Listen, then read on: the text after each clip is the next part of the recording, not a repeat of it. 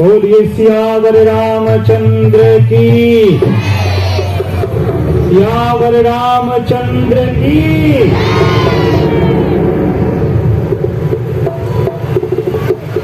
अयोध्या बारात पहुंची, काफी दिनों तक हर्षोल्लास का माहौल बना रहा। सारे अयोध्या वासियों में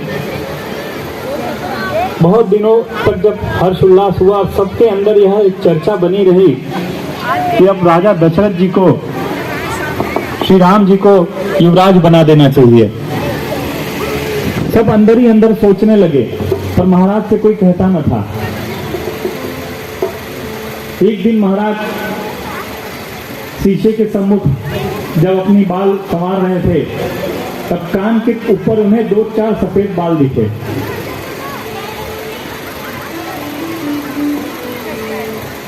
और तब उन्हें एहसास हुआ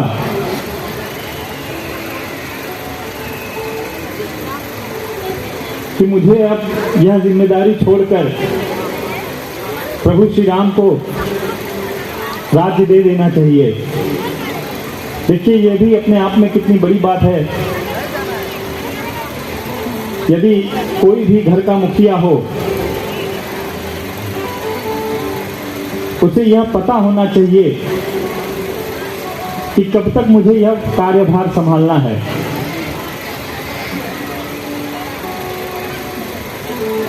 एक समय के बाद जो अपने घर का दायित्व है, वह समय आने पर उसे त्याग देना चाहिए। और अधिकतर झगड़े इसी बात पे हैं हर घर में, कि लोग अंत तक उसे पकड़े बैठे हैं।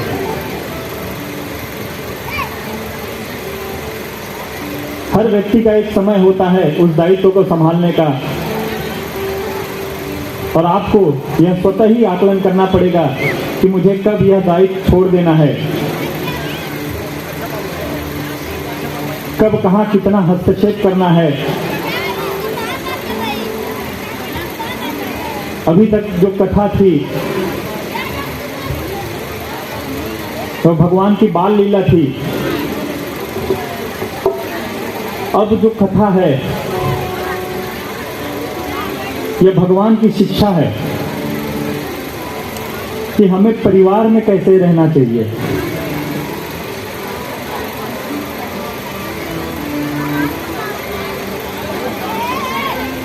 आप जग जीत सकते हैं, लेकिन यदि आपके खिलाफ आपका परिवार ही हो जाए तो आप वहां कुछ नहीं कर सकते। और परिवार चलाने के लिए काफी त्याग करना पड़ता है, यह सहजता से नहीं चलता।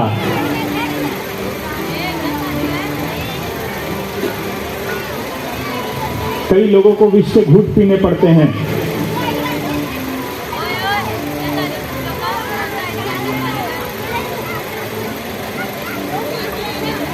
यहाँ की कथा हमें बताती है कि यदि परिवार बिखर जाए या परिवार पर कोई संकट आ जाए तो हर सदस्य को किस भाव में रहना चाहिए। यदि सब एक साथ हैं तो बड़े से बड़े संकट भी टाले जा सकते हैं, और यदि सब बिखर गए तो छोटे से संकट भी पहाड़ जैसे प्रतीत होने लगते हैं। अब इसके बाद से जो भी कथा चलेगी वह हर कथा अपने आप में एक शिक्षाप्रद ही है। राम जी के जीवन में हर भाव है, एक मनुष्य के जीवन का हर भाव है इस कथा में।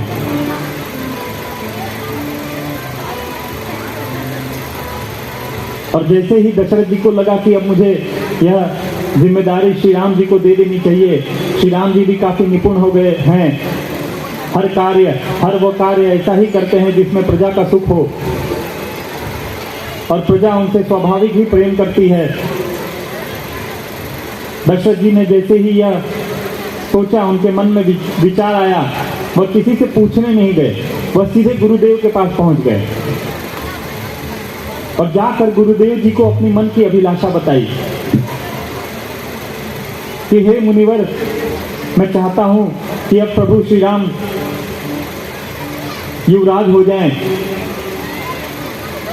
और यह सुनते ही गुरुदेव भी उतने ही प्रसन्न हो गए। गुरु ने कहा कि तुरंत इसका प्रयोजन करें। दशरथ जी ने पूछा कि कुछ आप दिन देखिए, तारीख देखिए, कुछ समय बताइए, शुभ मुहूर्त देखिए। गुरु जी मुस्कुराए और बोले, त्रिभुवन के मालिक जिस दिन युवराज बनेंगे उससे शुभ मुहूर्त क्या हो सकता है, उनके लिए मुहूर्त क्या देखना, आप तुरंत इसका प्रयोजन कीजिए।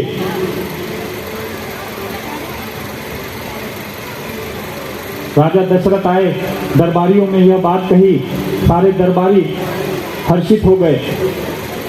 धीरे धीरे यह बात पूरे राज्य में फैल गई, सारे राज्य में दुगनी उत्साह से हर्ष मनाने लगे। अभी पिछला हर्ष बीता ही नहीं था, तब तक नया हर्ष आ गया, लोग खुश हो गए, घर घर बधाइयां होने लगी।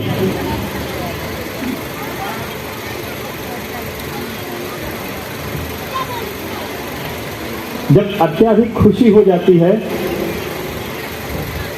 तो थोड़ा हमें रुक जाना चाहिए। कहते हैं किसी की नजर लग जाती है। यहां पर जब बाल चरित्र का वर्णन शिव जी पार्वती जी से कर रहे थे, तब पार्वती जी ने शिव जी से एक प्रश्न किया था कि हे प्रभु, क्या अयोध्या में भी कोई ऐसा है जिसको भगवान के इस बाल रूप से प्रसन्नता न हुई हो? तब शिव जी ने बताया था कि एक मंथरा है जिसको राम जी के बाल रूप से अत्यंत दुख हुआ। अब इस पर मंथरा जो थी वो कैकेयी की दासी थी और कैकेयी के साथ वो उनके मायके से आई थी। जब प्रभु ने कहा कि एक मंथरा है, और मंथरा इसलिए दुखी थी कि भरत जी छोटे हो गए थे राम जी से, कैकेयी के पुत्र भरत जी छोटे हो गए थे, राम जी बड़े हो गए थे और नियम के हिसाब से जो बड़ा है उसे ही राज्य मिलेगा, और मंथरा तब से दुखी थी। जब दशरथ जी यह प्रयोजन बना रहे थे राम जी को राज्याभिषेक करने का, तब भरत जी और शत्रुघ्न जी अपने ननिहाल गए हुए थे और यह बात दशरथ जी ने अपनी किसी भी रानियों को नहीं बताया थी और ना उनसे विचार विमर्श किया था। और जब दशरथ जी यह बात अपने राज्य में बताएं और हर जगह यह बात फैली, तो मंथरा बड़ी दुखित हो गई। हर जगह खुशियां मन रही थी और मंथरा मातम मना रही थी।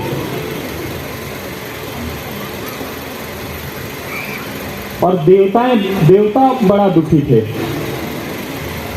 इसमें एक प्रभु के बाल चरित्र का वर्णन आता है कि एक बार बचपन में प्रभु बचपन से ही माता कैकेयी को ज्यादा मानते थे और हमेशा उन्हीं के पास रहते थे, और माता कैकेयी भी उन्हें बहुत अत्यधिक प्रेम करती थी। और बचपन में एक बार प्रभु माता को पीछे से जाकर आंख उनकी पकड़ लेते हैं, दोनों आंख से आंख दबा लेते हैं, और उस समय माता को दिव्य रूप के दर्शन होते हैं प्रभु के, और माता इतनी आनंदित हो जाती है कि वह प्रभु के पैर पकड़ लेती है और प्रभु को कहती है कि यह रूप मुझे हमेशा देखना है, मैं इस रूप से तृप्त नहीं हो पा रही हूँ। और प्रभु ने कहा कि जब यह रूप आपको हमेशा के लिए चाहिए तो उसके लिए आपको हमारा एक कार्य करना पड़ेगा। माता ने सहज ही स्वीकार कर लिया। प्रभु ने कहा लेकिन कार्य सुन लीजिए, यह बड़ा कठिन कार्य है, सबके बस की बात नहीं है। माता ने कहा कि मैं कुछ भी करने के लिए तैयार हूं, पर यह रूप मुझे निरंतर चाहिए। इस पर प्रभु ने बताया कि आपको मेरे लिए वनवास मांगना होगा। प्रभु तो लीला करने आए थे और प्रभु को पता था कि महाराज उन्हें जाने नहीं देंगे, अयोध्या वाले उन्हें जाने नहीं देंगे जब तक कोई प्रयोजन न करें।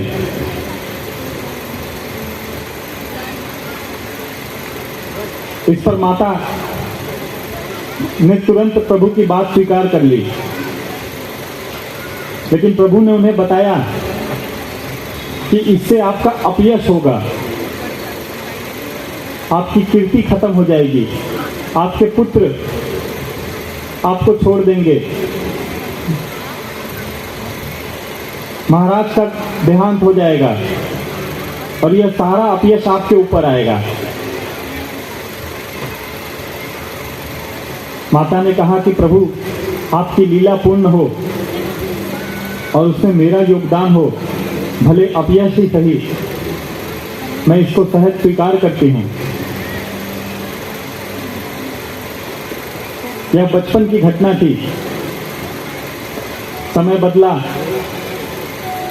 अब यहाँ पर मंथरा पहुंची तो कैकेयी बड़ा खुशी मना रही थी, अपने घर पे बैठी थी और सच की तैयारी कर रही थी। मंथरा वहां पर पहुंची और कैकेयी को खुशी देखकर मंथरा के मन में मानो आग लग गई हो और उसे अंदर ही बड़ा क्रोध आने लगा।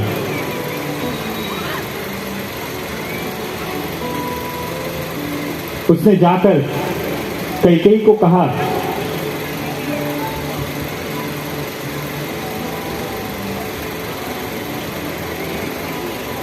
कि महारानी सब खुशियां मना रहे हैं, वो तो ठीक है, पर आप क्यों मना रही हैं? इस पर माता ने कहा कि राम का राज्याभिषेक होने वाला है, तो मैं इस पर खुश क्यों न मनाऊं।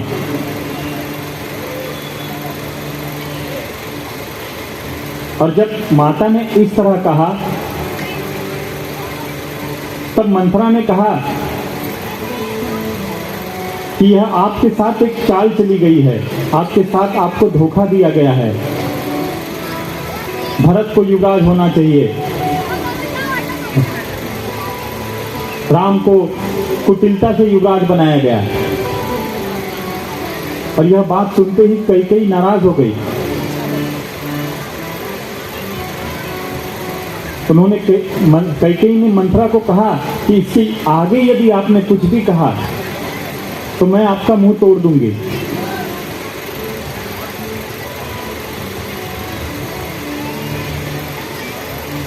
और कैकेयी मंथरा फिर बोली कि अरे माता, मैं तो आपके भले की ही बात कर रही हूँ। आपके साथ जो छल हो रहा है वो आप समझ नहीं रही हैं, और भलाई करने वालों को अक्सर बुरा परिणाम ही भुगतना पड़ता है। वही मेरे साथ हो रहा है, मुझे क्या फर्क पड़ता है? मैं तो न रानी बनने वाली हूँ, न मेरा बेटा राजा बनने वाला है। मैं तो दासी हूँ और मैं तब भी दासी ही रहूँगी। यदि राम राजा बने तो भी मैं दासी रहूँगी, यदि भरत राजा बने तो भी मैं दासी रहूँगी। तो मेरा तो इसमें कोई स्वार्थ नहीं है, मैं तो आपके हित की बात कर रही हूँ। जब इस तरह से मंथरा ने कहा तब देवताओं ने सरस्वती जी को भेजा कि कैकेयी जी की मति फेरें। और तब कैकेयी जी के मन में एक सोच उत्पन्न हुई, एक शंका का बीज उत्पन्न हुआ कि यह सही तो नहीं कह रही हैं। राजा ने मुझसे बिना पूछे इतना बड़ा निर्णय ले लिया। कौशल्या मेरी सौत है, उसका बेटा राजा बन जाएगा और फिर वो मुझे दासी बना देगी। तब तक उनके मन में ख्याल आया कि नहीं, राम जी तो कौशल्या से भी ज्यादा मुझे प्रेम करते हैं और राम का स्वभाव तो मैं बचपन से जानती हूँ, वो ऐसा नहीं कर सकते। उसने मंथरा को यह बात प्रकट की। मंथरा ने कहा कि यह सारी जो रचनाएं हैं, जो प्रेम है, यह सिर्फ इसीलिए है कि राम राजा बन जाएं। यदि राम राजा बन गए, कौशल्या उनकी माता हैं,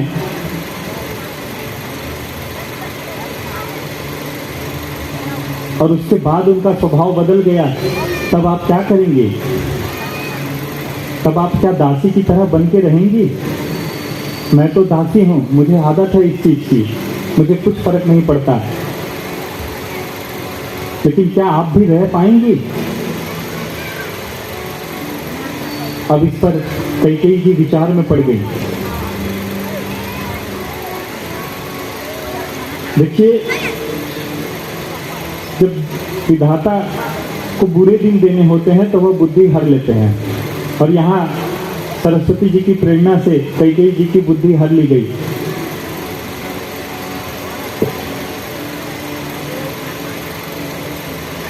जब मंथरा से उपाय पूछा उसने, और उसे मंथरा की बातें हितकर लगने लगी। परिवार में सदस्यों को छोड़कर जब हम दूसरे की राय लेने लगते हैं, घर के बाहर की, उस समय से विवाद शुरू हो जाते हैं।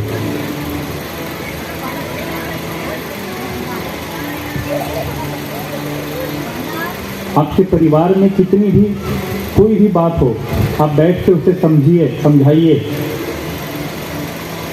परिवार को जोड़कर रखना बहुत कठिन कार्य होता है और तोड़ना बहुत आसान। यहाँ मंथरा को गुरु बना लिया कैकेयी ने। कैकेयी रानी है, मंथरा दासी है। आप किससे राय ले रहे हैं? उस व्यक्ति का क्या अभिप्राय है? वह कितना हितकर है आपके लिए? यह सोचना भी बहुत जरूरी हो जाता है। कैकेयी ने मंथरा से पूछा कि राजा ने तो यह कार्य कर दिया है, अब तो मेरे पास कोई उपाय भी नहीं है। अगर से मैं चाहूं भी तो मैं इसे रोकूंगी कैसे? कैकेयी पूछ रही हैं कि मैं रोकूंगी कैसे इसे? तो मंथरा ने जवाब दिया कि आप याद कीजिए कि आपके पास 2 वर हैं। बहुत पहले जब देवासुर संग्राम हुआ था और राजा दशरथ को आमंत्रण मिला था देवताओं की तरफ से युद्ध करने के लिए, उस समय कैकेयी भी उनके साथ गई थी। और कैकेयी जो थी राज्य कला में और युद्ध कला में काफी निपुण थी। वह राजा के साथ युद्ध में भी जाती थी। और वहां पर दशरथ जी के जब रथ का पहिया टूट गया था तो अपनी उंगली से कील बनाकर और उस पहिया को रोका था उन्होंने। और इस पर प्रसन्न होकर राजा दशरथ ने उन्हें 2 वरदान लेने का, 2 वरदान मांगने का वचन दिया।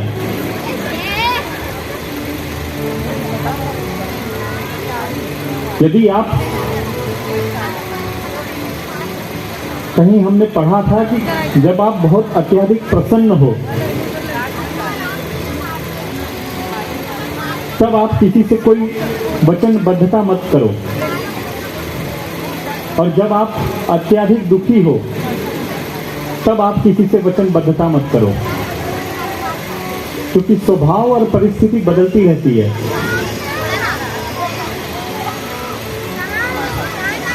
राजा दशरथ ने उस समय मांगा था और माता कैकेयी ने कहा था कि मैं बाद में फिर कभी ले लूंगी, और समय के हिसाब से माता वो बात भूल चुकी थी। मंथरा ने उन्हें याद दिलाया कि आपके वह 2 वरदान अभी बाकी हैं।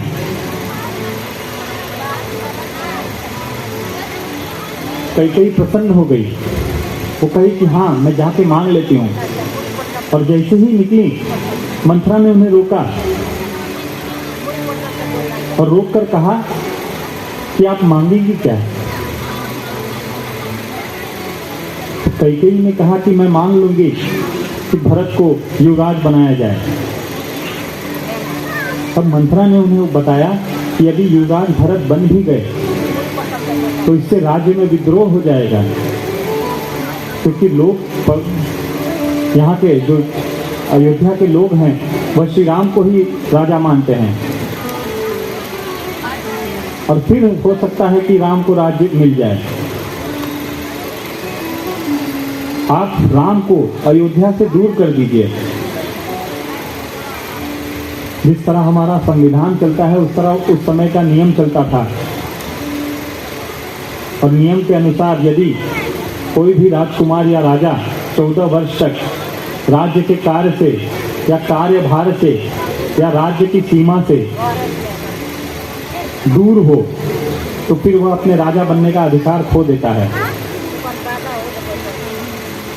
यह बात मंथरा ने कैकेयी को समझाई कि जाकर तुम मांग लेना। कैकेयी फिर निकली। मंथरा ने फिर रोका कि यदि तुम राम का वनवास मांगोगी तो संभव है कि राजा अपना वचन तोड़ दें, क्योंकि उन्हें राम प्रिय हैं वचन से भी ज्यादा। इस पर कैकेयी ने फिर पूछा कि हे माता, अब इसका क्या किया जाए? तब मंथरा ने बताया कि तुम तब तक कुछ मत कहना जब तक दशरथ जी राम जी की शपथ न ले लें। एक बार वो शपथ ले लेंगे ना, उसके बाद वो तोड़ने वाले नहीं। और तुम कुछ भी मत कहना जब तक वो शपथ न ले ले। कैकेयी काफी प्रसन्न हुई। मंथरा को उन्होंने बहुत शुक्रिया कहा, धन्यवाद दिया, और अशुभ वेश बनाकर कोप भवन में चली गई। यहाँ सब हर्षोल्लास मना रहे हैं। राजा को पता नहीं है कि आने वाली विपत्ति क्या है।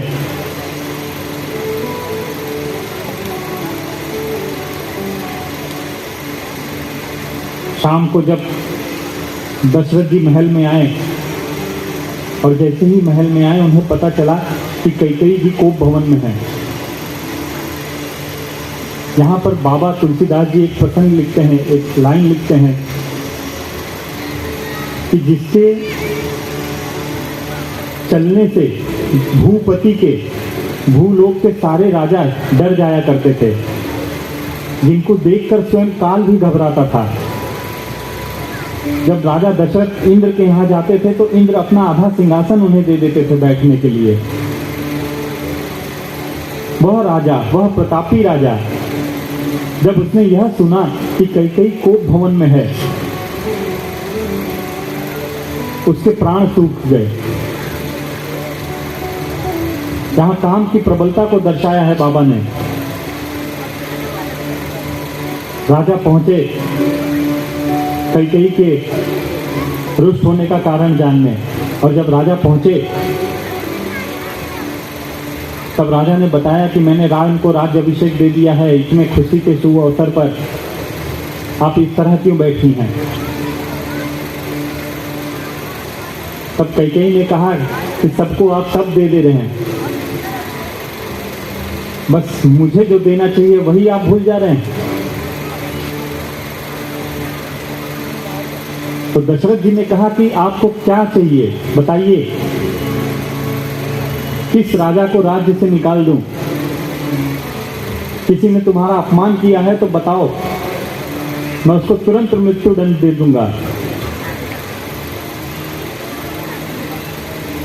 अब इतना सुनकर कैकेयी चुप हो गई, कुछ भी नहीं बोली। राजा बोल रहे हैं, कैकेयी जवाब नहीं दे रही है। अत्याधिक पूछने पर कैकेयी ने बताया कि आपने मुझे 2 वर देने का वचन दिया था, और वह वर आपने आज तक न दिया।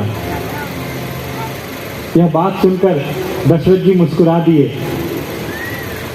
और बोले, रानी 2 वचन, मैं तुम्हें 4 वचन देता हूं। तुम 2 वचन के लिए रुष्ट हो। मैं भूल इसलिए गया था कि मैं काज में रह गया था और तुमने भी फिर कभी मांगा नहीं। तुम मांग लो, मैं तुम्हें 4 वचन देता हूं। तब कैकेयी ने कहा कि मुझे 4 नहीं चाहिए, मुझे मेरे 2 ही वचन चाहिए, पर मुझे संदेह है कि आप दे सकते हैं कि नहीं। इस पर राजा ने कहा कि मैं राम की सौगंध खा के कहता हूं कि मैं आपको वचन दूंगा, आप मांगिए।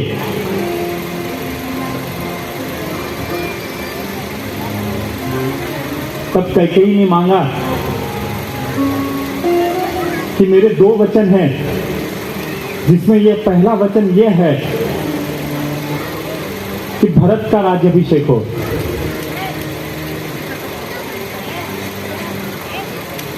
अब यह बात सुनकर दशरथ जी को इतना दुख नहीं हुआ, क्योंकि दशरथ जी कभी राम जी और भरत जी में भेद नहीं करते थे, और राम जी और भरत जी एक ही तरह दिखते थे। बचपन की एक कथा है कि जब दोनों बालक रूप में थे, तब माताएं भी नहीं पहचान पाती थी कि कौन राम जी हैं और कौन भरत जी हैं। गुरु से जब समाधान पूछा गया तो गुरु ने कहा कि आप दोनों बालक के नयन को देखिए। जिसके नयन चरणों की तरफ हैं, वह समझ जाइए कि वह भरत जी हैं, और जिसके नयन मस्तक की तरफ है, तब आप समझ जाइए कि वह राम जी हैं।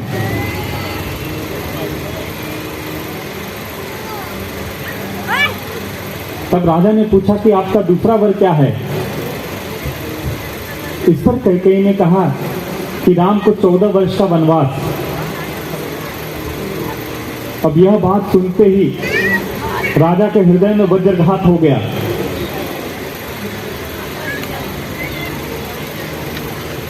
उन्हें ऐसा लगा कि जैसे वज्र से उन पर प्रहार हुआ हो, और यह सुनते ही वह गिर पड़े।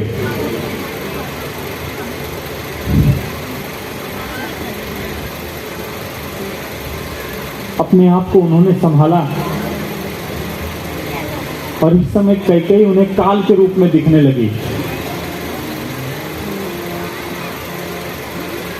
राजा ने कहा कि हे रानी, तुमने जो वर मांगे हैं वह तो मैं तुम्हें दे दूंगा।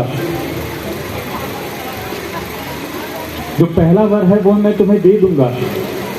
राम को राज्य की लालच नहीं है। राम भरत के लिए राज्य छोड़ देंगे और अति प्रसन्नता से भरत को राज्य दे देंगे। लेकिन जो दूसरा वर है वह मुझे थोड़ा असहज लग रहा है कि आखिर राम के लिए आप इतना कठोर वचन क्यों मांग रही हैं? क्या बिगाड़ा है राम ने आपका? अरे राम तो कौशल्या से भी ज्यादा आपको प्रेम करते थे।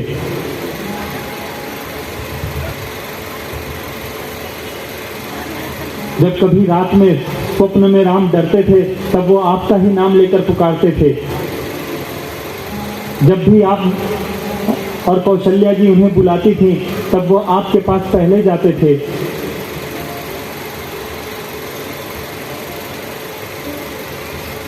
इस पर कैकेयी ने कठोर वचन कहते हुए कहा कि मैंने वैसे ही वचन मांगे हैं जैसे कौशल्या ने मेरे साथ किया है। मैं उसे वही चीज सूत समेत लौटा रही हूं। राजा दशरथ ने कहा कि कौशल्या ने क्या किया है आपके साथ? रानी ने कहा कि मेरे पुत्र को ननिहर भेजकर और अपने पुत्र को राजा बना दिया, और जब उनका पुत्र राजा बन जाएगा तब वो मुझे दासी बनाएंगी।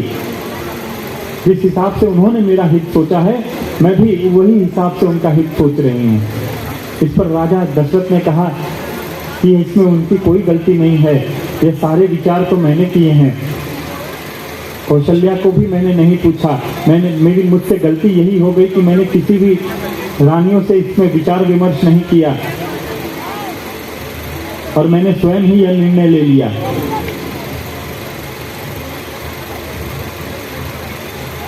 आप भरत को राज्य दे दीजिए, मैं सहजता से दे दूंगा, लेकिन यह दूसरा वरदान है, इसकी जगह पर आप कुछ भी मांग लीजिए। रानी ने कहा कि नहीं,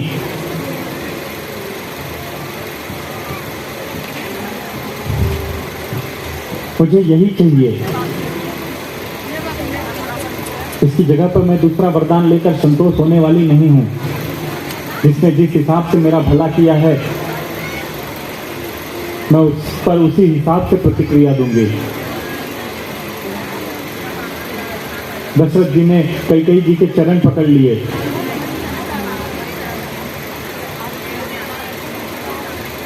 और बाबा जी लिखते हैं, तुलसीदास जी, कि उस समय ऐसा लग रहा था मानो कि कठोरता, यदि कठोरता को देह धारण करना पड़े तो वह कैकेयी का देह धारण करेगा। दशरथ जी ने कहा कि राम के बिना मैं एक पल भी जिंदा नहीं रह पाऊंगा। राम के वन जाते ही मेरे भी प्राण पखेरु देह त्याग देंगे। लेकिन इस बात का भी कैकेयी पर कोई असर न हुआ। वह जस की तस खड़ी रही और उन्होंने कहा कि यदि मेरे वचन पूर्ण नहीं होते तो मैं आत्महत्या कर लूंगी।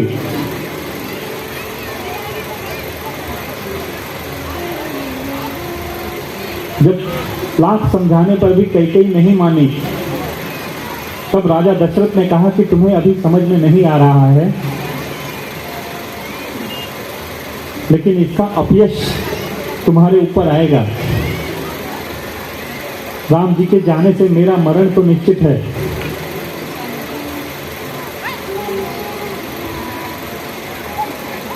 और तुम विधवा हो जाओगे।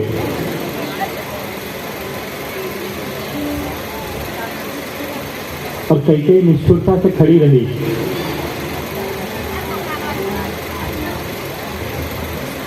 राजा यह बात सोचकर मूर्छित अवस्था में पहुंच गए।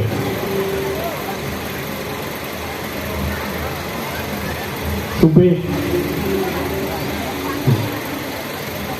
सबसे पहले राजा उठ जाया करते थे।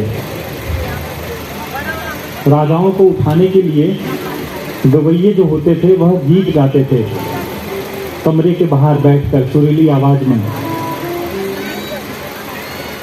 उस दिन भी वह बैठकर गीत गाना शुरू किए और उनकी जब आवाज राजा के कानों में पड़ी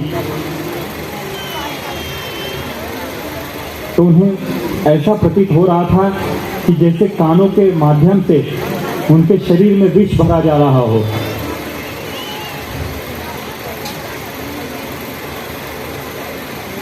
सूर्य कुल के थे दशरथ जी। रात भर सूर्य देवता से मना रहे थे कि किसी भी तरह सवेरा ना हो। यदि सवेरा हो गया तो राम आएंगे, मेरी दशा देखकर हाल पूछेंगे, और जब उन्हें पता चलेगा तो वह वन में चले जाएंगे।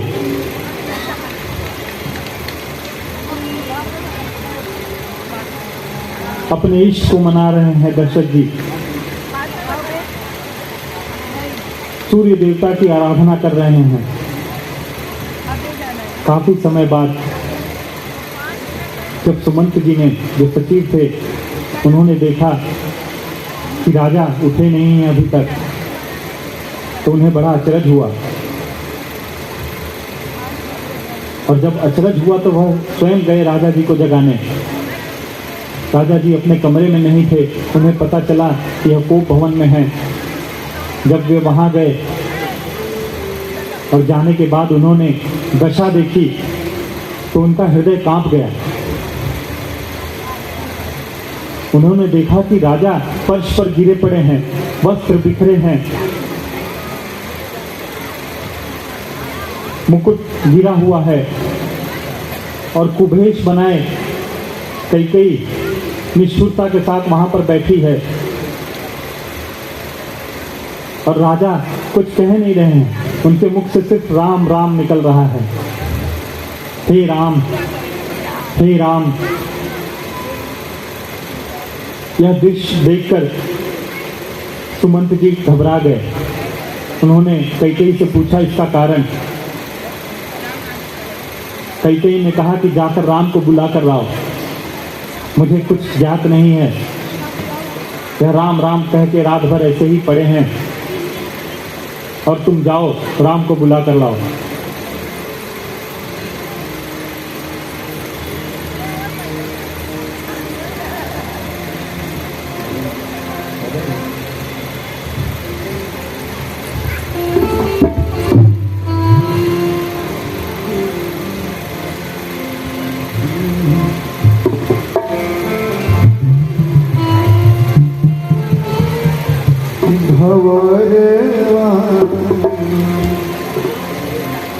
की तोहरा संगिया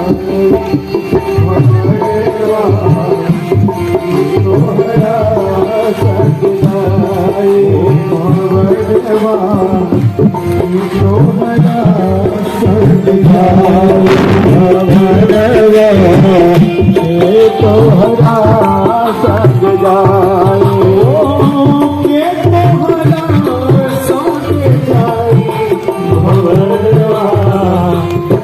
तोहरा संग जाए भवरवा, तोहरा संग जाए।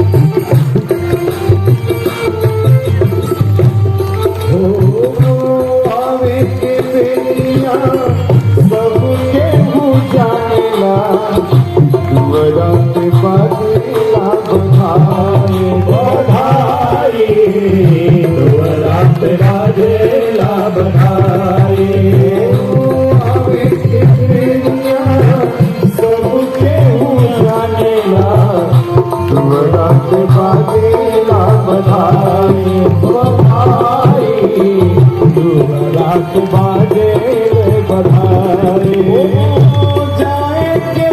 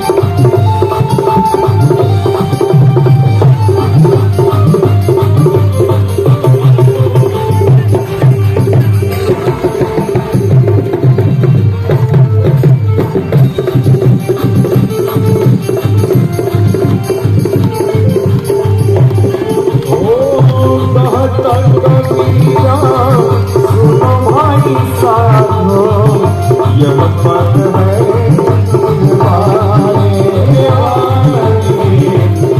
पद है निर्वाणी। कहता कबीरा सुनो भाई साधो, यह पद है निर्वाणी, यह पद है निर्वाणी। जो यहाँ पद के अर्थ बताई है, यहाँ पद के अर्थ लगाई है। जो यहाँ पद के अर्थ बताई है, जगत काज हो जाए गौरवा, ये तोहरा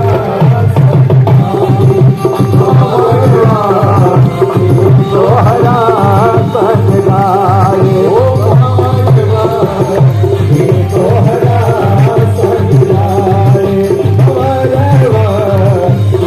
तोहरा संग गाए, ये तोहरा संग गाए, ये तोहरा संग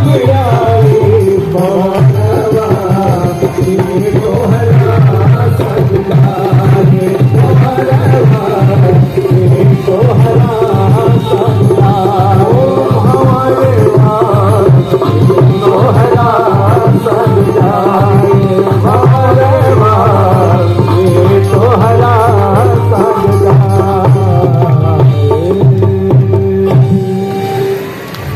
यह दृश्य देखकर सुमंत जी घबरा गए। पर बुला लाओ, इसका कारण और इसका निवारण राम ही जानते हैं।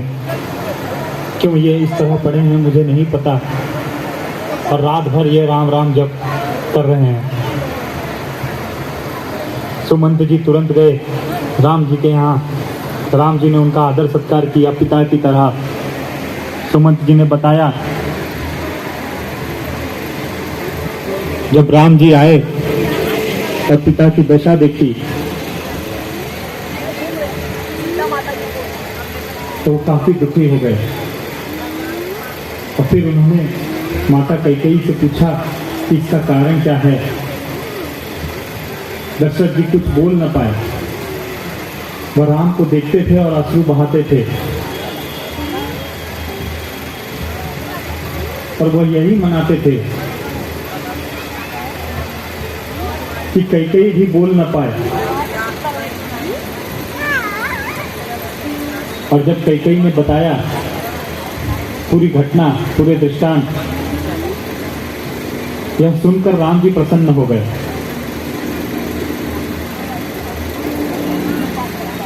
क्योंकि भगवान का स्वभाव है कि किसी भी परिस्थिति में वह प्रसन्न रहते हैं। विपत्ति तो आएगी, लेकिन हमें प्रयास यह करना चाहिए कि विपत्ति में भी हमारी प्रसन्नता बनी रहे।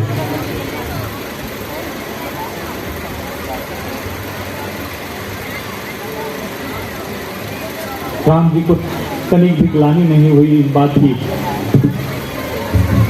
वह प्रसन्न भाव से कहे कि पिता बस इतनी सी छोटी सी बात के लिए मुझसे नाराज हो गए। इसके लिए दूध भेजकर भी यदि वह मुझे खबर कर दिए होते तो मैं वहीं से चला गया होता। कैकेयी ने तापस वेश में उन्हें वन जाने के लिए वचन मांगा था। राम जी तुरंत वहां से उठे और माता कौशल्या के भवन गए। दशरथ जी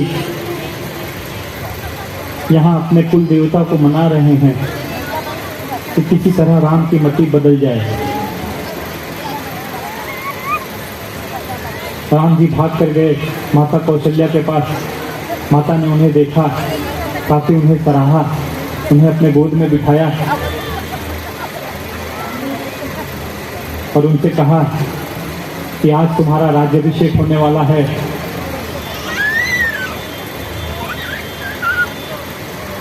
तो कुछ तुम खा पी लो। इस पर राम जी ने मुस्कुराते हुए कहा कि हे माता, राज्य अभिषेक तो होने वाला है मेरा, लेकिन पिता ने मुझे वन का राज्य दिया है। राम जी के यह वचन सुनकर माता चकित हो गई। माता ने पूछा कि पिता ने तुम्हें वन का राज्य क्यों दिया है? वह तो तुम्हें अयोध्या का राज्य देने वाले थे ना। इस पर राम जी ने उन्हें घटना बताई, और जब माता ने यह घटना सुनी तो वह दुविधा में पड़ गई।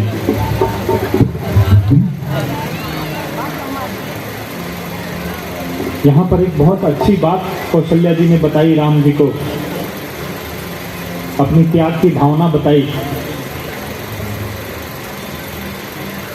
कौशल्या जी ने बताया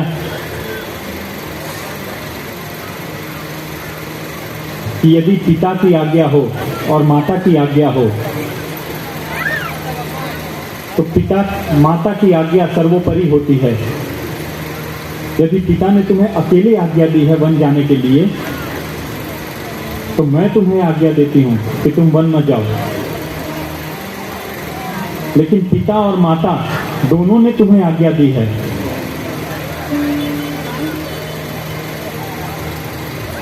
तब सब प्रकार से हित तुम्हारा वन में ही होगा, और तब तुम्हें वन में ही रहना चाहिए।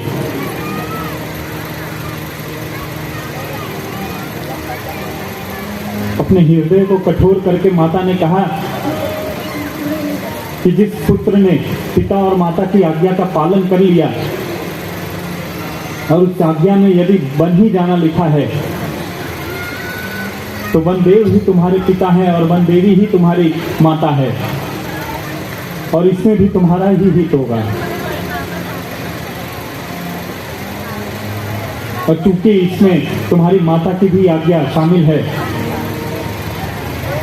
तो तुम्हारा वन जाना ही उचित है। राम प्रभु हर्षित होकर माता से विदाई लिए, और जब यह खबर सीता जी ने सुनी, वह दौड़ी भाग के चली आई और उन्होंने आकर राम जी से उनके साथ वन जाने की आज्ञा मांगी। इस पर राम जी ने कहा कि वन बड़ा कठोर है। देखिए, हम सब लोग में से बहुत लोगों को अनुभव नहीं है वन का, क्योंकि हम शहर में रहते हैं।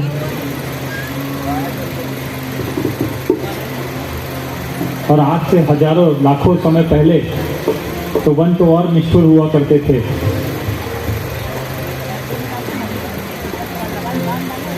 और सीता जी का वैभव जनकपुर में कुछ अलग ही था, वैसा ही वैभव दशरथ जी का था। भगवान ने उन्हें समझाया कि वन तुम्हारे योग्य नहीं है, वहाँ जंगली जानवर हैं, कोल भील हैं, निशाचर रहते हैं जो मनुष्य को खा जाते हैं।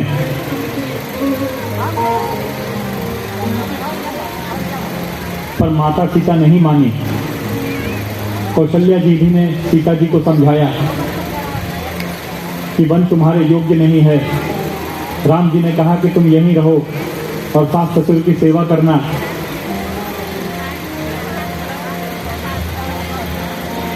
सीता जी सिर्फ रो रही हैं, उनके आंखों से अश्रु बह रहे हैं, मुख से बोल कुछ नहीं पा रही हैं।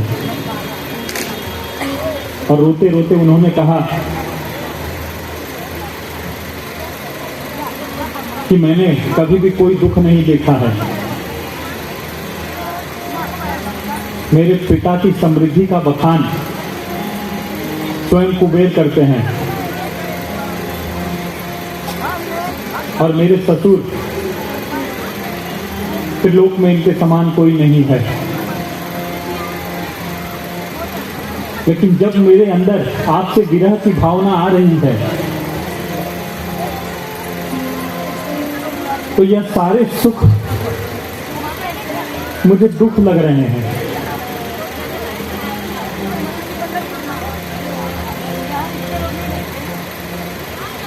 ये घर की भोग, ये सुविधाएं मुझे सहज ही असुविधा लग रही है।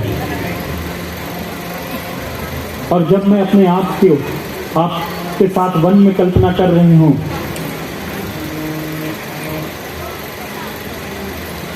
तो मेरा मन प्रसन्न हो जा रहा है। पति के वियोग से बड़ा कोई दुख नहीं होता।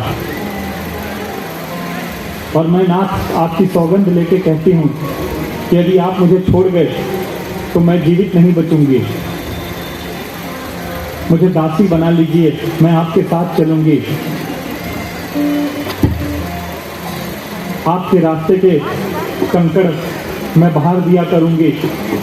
आप जब थक जाएंगे तो आपके चरण दबा दिया करूंगी। लेकिन इतना बड़ा दुख मुझे मत दीजिए।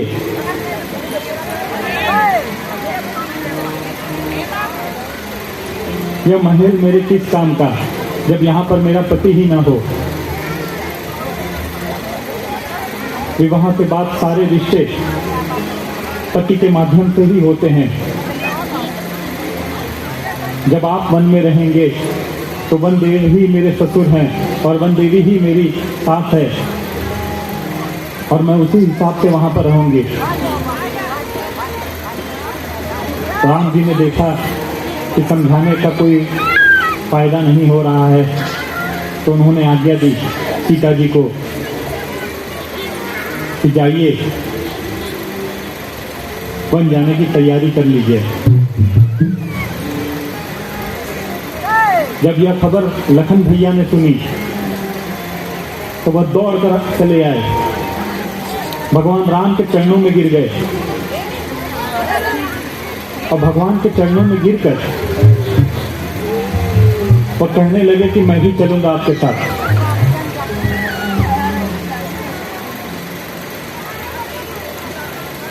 भगवान ने कहा कि यह संकट का समय है, भरत और शत्रुघ्न राज्य में नहीं है, पिता की हालत गंभीर है, परिवार पर संकट आया है, आज्ञा से मैं वन जा रहा हूं। तुम राज्य को देखो, और जिस राज्य में प्रजा दुखी होती है वह राजा नरक का गामी होता है। तुम राज्य को देखो।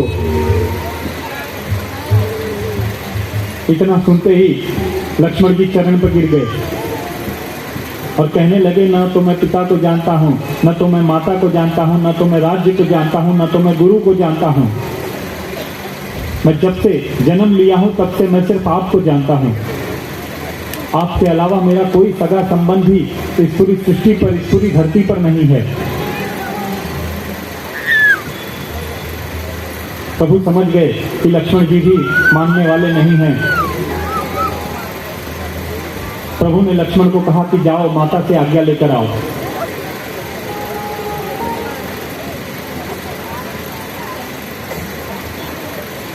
लक्ष्मण जी दौड़ कर गए माता के पास, और जब माता के द्वार पर पहुंचे तो वह रुक गए,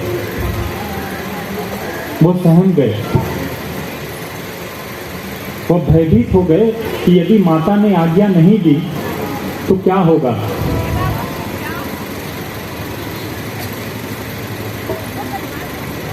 लक्ष्मण जी मन को धीरज देते हुए जब अंदर प्रवेश किए, सुमित्रा जी को यह बात ज्ञात नहीं थी।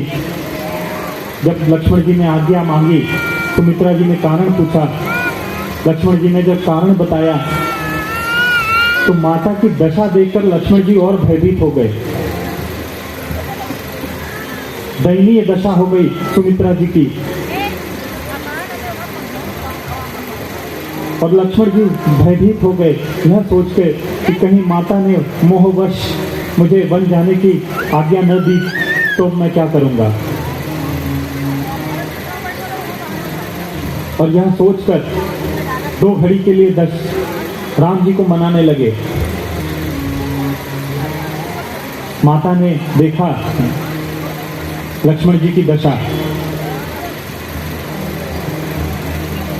तब माता ने कहा, धीर बांधकर माता ने फिर आज्ञा दी। माता को पता था कि लक्ष्मण जी बिना राम जी के नहीं रह सकते, लक्ष्मण जी का जन्म ही राम जी की सेवा के लिए हुआ है।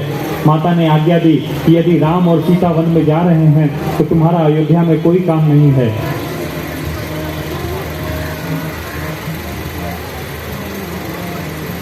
अब तुम्हारे पिता ही राम है और माता ही सीता ही माता है, और तुम्हारे रहते हुए यदि इन्हें कष्ट होता है तो यह भी अच्छी बात नहीं है। तुम अभी तुरंत जाओ, वन की तैयारी करो और राम और सीता जी की सेवा करना, और ध्यान रखना कि उन्हें कोई कष्ट न हो।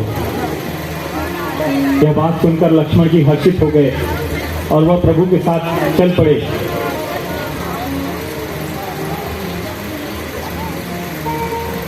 तब श्री राम जी, सीता जी और लक्ष्मण जी वन जाने की तैयारी करके राजा दशरथ जी के पास आए।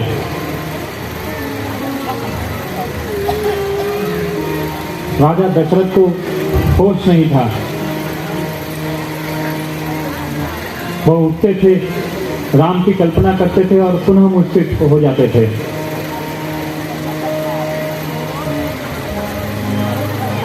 सुमंत जी ने उन्हें उठाया, उन्होंने आंख खोला, देखा कि सामने राम खड़े हैं, वन जाने की आज्ञा लेने आए हैं। फिर उन्होंने देखा कि लक्ष्मण जी भी हैं, और फिर उन्होंने देखा कि सीता जी भी हैं, और जब सीता जी को उन्होंने देखा तो वह और व्याकुल हो गए।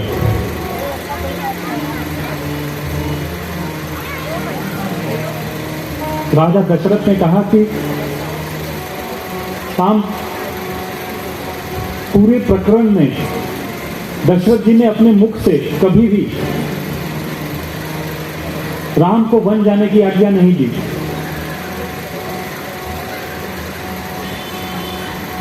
दशरथ जी ये मान लिए थे कि भले ही मेरा लोक परलोक हर लोक नाश हो जाए, पर मैं राम को आज्ञा नहीं दूंगा वन जाने की।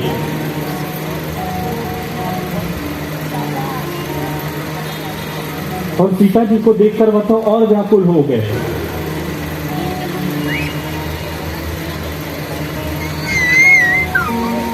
उन्होंने सीता जी को कहा,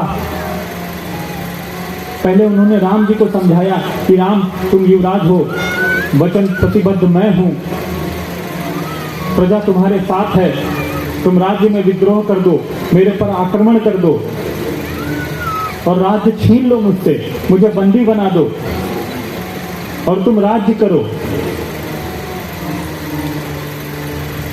तुम मुझे बंदी बना दोगे तो यह राज्य मेरे वश में नहीं रहेगा, और जब मेरे वश में ही नहीं रहेगा तो यह मेरे वचन में भी नहीं रहेगा।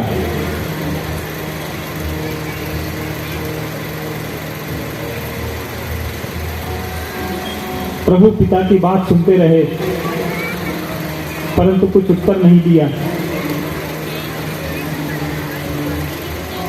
दशरथ जी व्याकुल होकर लक्ष्मण की तरफ देखे और कहे कि राम जी तो धीर स्वभाव वाले हैं, वह ऐसा नहीं करेंगे,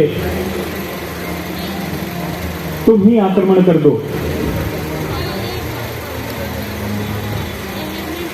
प्रजा तुम्हारे साथ है, सेना तुम्हारे साथ है, सब यही चाहते हैं कि राम ही राजा बने, तुम ही आक्रमण कर दो और जीत लो मुझे।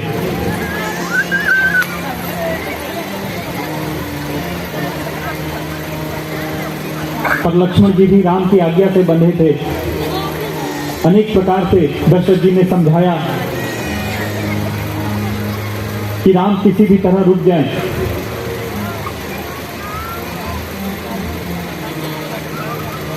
और जब उन्होंने देख लिया कि राम रुकने वाले नहीं हैं, तब उन्होंने सीता जी को समझाना शुरू किया कि वन जो है तो यह तुम्हारे योग्य नहीं है।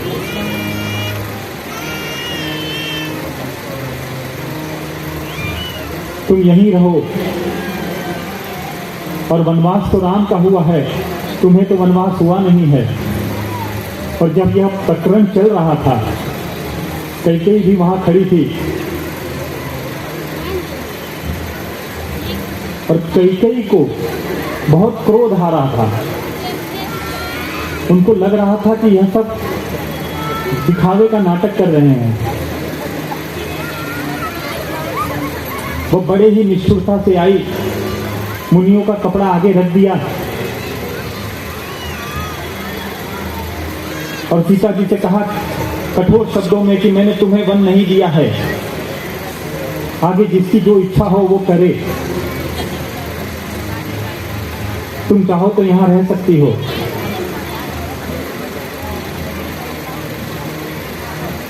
कैकेयी की सहेलियां कैकेयी को समझाने लगी कि ऐसा हट मत पालो, पूरे राज्य में तुम्हारा अपयश हो जाएगा, तुम विधवा हो जाओगी। हो सकता है कि भरत भी तुम्हें त्याग दे। पर जब मति भ्रमित होती है तो सुबुद्धि समझ में आने वाली नहीं। कैकेयी को एक बात ना सुहाई। जब उनकी सखियों ने देखा कि इस पर बातों का भी कोई असर नहीं हो रहा है, तो वह भी कैकेयी को भला बुरा बोलते हुए वहां से चल गई। और इधर राम जी वन के लिए निकल पड़े।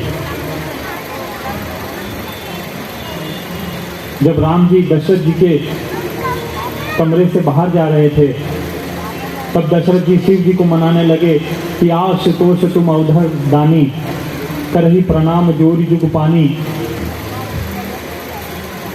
हे शिव जी, सारे देवताओं को मैंने मना लिया है, आप तो अवघर दानी हो, मैं आपको मनाता हूं कि किसी भी तरह राम की मति बदल दो,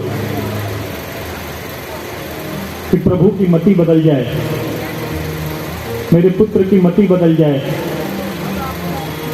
और वो वन जाने का भाव त्याग दे। और यह मनाते मनाते और राम को जपते जपते वह पुनः मूर्छित हो गए। यहाँ राम जी चल पड़े।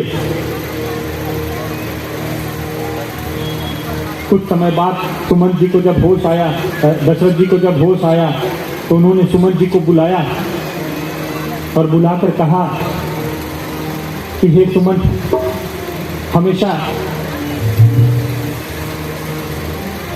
मैंने तुमको आज्ञा दी है, मैं आज पुनः आज्ञा दे रहा हूं कि कम से कम राज्य तक तो राम जी को रथ पर छोड़ाओ।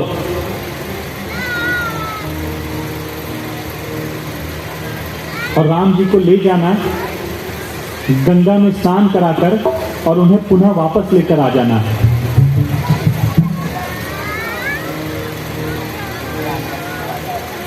कहना उन्हें हाथ जोड़कर कि यह पिता की आज्ञा है। उन्हें यह भी बताना कि भले हाथ तुम जोड़ रहे हो, पर यह वचन तुम्हारे पिता के हैं। उनके 4 दिन ही मैं 14 वर्ष के समान मान लूंगा और उन्हें तुरंत आप लेकर आना। और यदि राम और लक्ष्मण नहीं आए तो सीता जी को लेकर आना। किसी भी तरह सीता जी को जरूर लेकर आना।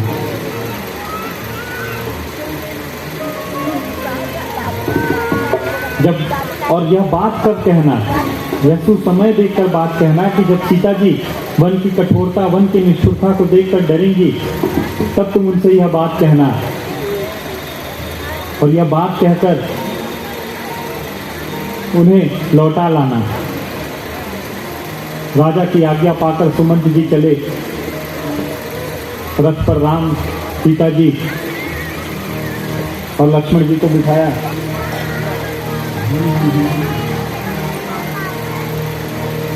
कि जरा देर ठहरो राम, हो जरा देर ठहरो राम, और तमन्ना यही है, अभी हम जीवन की सेवा नहीं है, अभी हमने जीवन के देखा नहीं है। जरा देर ठहरो राम, जरा देर ठहरो राम, तमन्ना यही है, अभी हमने जीवन के देखा नहीं है, अभी हमने जीवन के देखा नहीं है।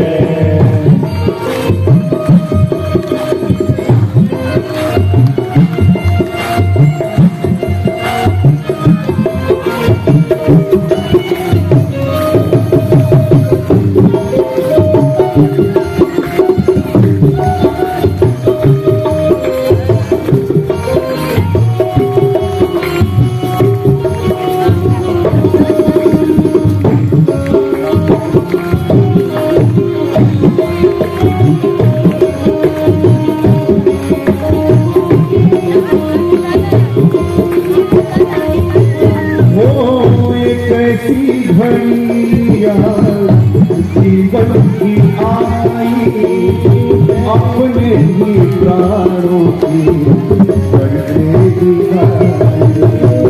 कैसी घड़िया जीवन की आई, अपने ही प्राणों की करते दिखाई। कैसी घड़िया जीवन की आई, अपने ही प्राणों की करने दिखाई। अपने ही प्राणों की करने दिखाई। अब ये अयोध्या, अब ये अयोध्या हमारी नहीं है, अभी हमने देखा नहीं है, अभी हमने देखा नहीं है। जरा देख जरा देख तमन्ना नहीं है,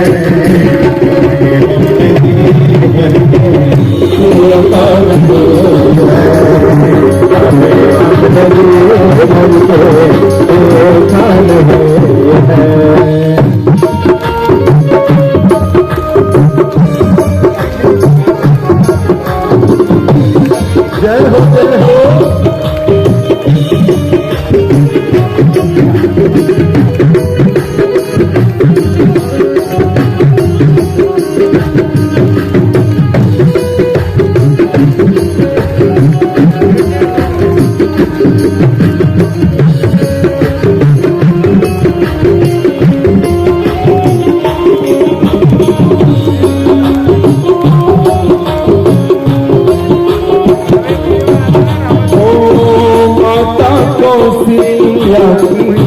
आंखों के तारे दशरथ जी